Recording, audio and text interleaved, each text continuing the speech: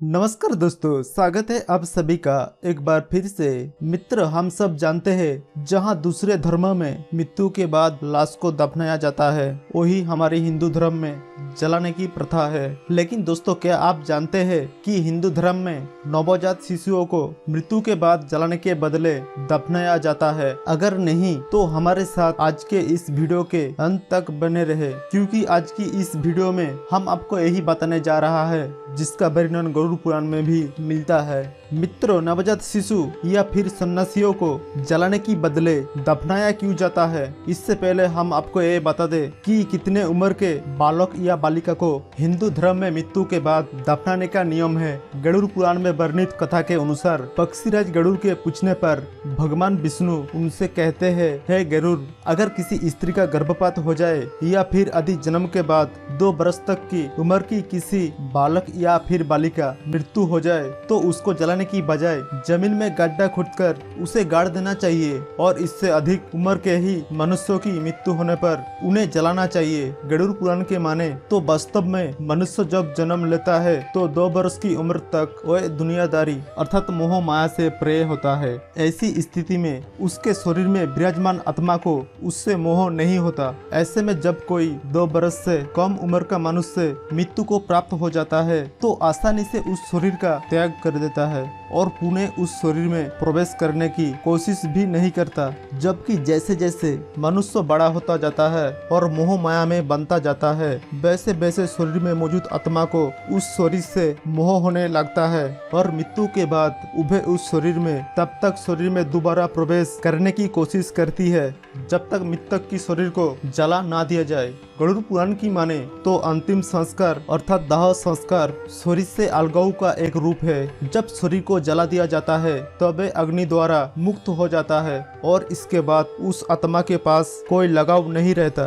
वास्तव में अग्नि को हिंदू धर्म में एक प्रवेश द्वार माना गया है, जिसके माध्यम से मृतक को जब जलाया जाता है तब वह आध्यात्मिक दुनिया में प्रवेश कर पाता है। परंतु बच्चे जिन्होंने ज्यादा जन्म नहीं जिया है, उनकी आत्मा को अपनी शरीर से कोई लगाव नहीं होता, इसीलिए उनकी मृत्यु हो जाने पर जलाने की बजाय दफनाने का विधान है। इसके अलावा गरुड़ पुराण में यह भी बताया गया है, शिशु के अलावा संत पुरुषों और भिक्षुओं को भी मृत्यु के बाद जलाने की बजाय दफनाना चाहिए, क्योंकि ऐसा मनुष्य अपने कठोर तपस्या और आध्यात्मिक प्रशिक्षण के बल पर अपनी शरीर की सभी इंद्रियों को नियंत्रित कर लेता है और मोह माया, क्रोध, काम, लोभ आदि पर विजय प्राप्त कर लेता है। ऐसे में उस शरीर में उपस्थित आत्मा को उस शरीर से कोई लगाव नहीं रह जाता, और जब ऐसी मनुष्यों की मृत्यु होती है तो वे बिना किसी बाधा के बैकुंठ धाम चले जाते हैं और हरि के चरण में सदा के लिए स्थान पा लेते हैं। इससे अलावा भगवान विष्णु ने गरुड़ पुराण में बताया है कि जब किसी शिशु की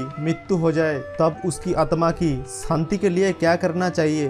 भगवान विष्णु के अनुसार जब किसी शिशु की मृत्यु हो जाती है तब उसकी माता पिता को चाहिए कि उसकी निमित्त उभय दूध का दान करे, या फिर जितने महाशिशु की उम्र रही हो उतने बच्चों को अपने हाथ से दूध पिलाए, क्योंकि बच्चे के मृत्यु के बाद उनका श्राद्ध नहीं किया जाता। इसीलिए मृतक का विधि विधान पूर्वक श्राद्ध तभी किया जा सकता है जब या तो उनका चूलाकरण संस्कार यानी कि मुंडन हो गया हो या फिर उसका उपनयन संस्कार हो गया हो। साथ ही भगवान विष्णु कहते हैं कि यदि माता पिता का क्षमता हो तो वे मरे हुए बच्चों के निमित्त वस्त्र आदि भी दान कर सकते हैं। माता पिता या फिर कई परिजन मरी हुई बच्चों के निमित्त जितना दान करता है उतनी जल्दी ही उस बच्चे की आत्मा को दूसरा शरीर प्राप्त हो जाता है।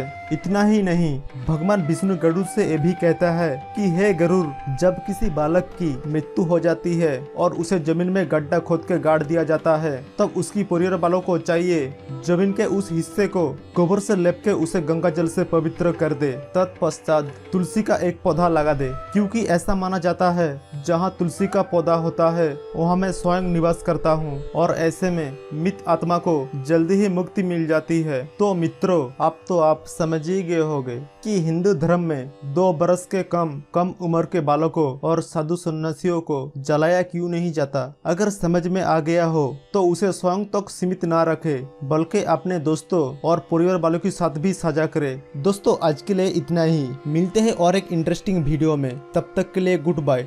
Thanks for watching my video.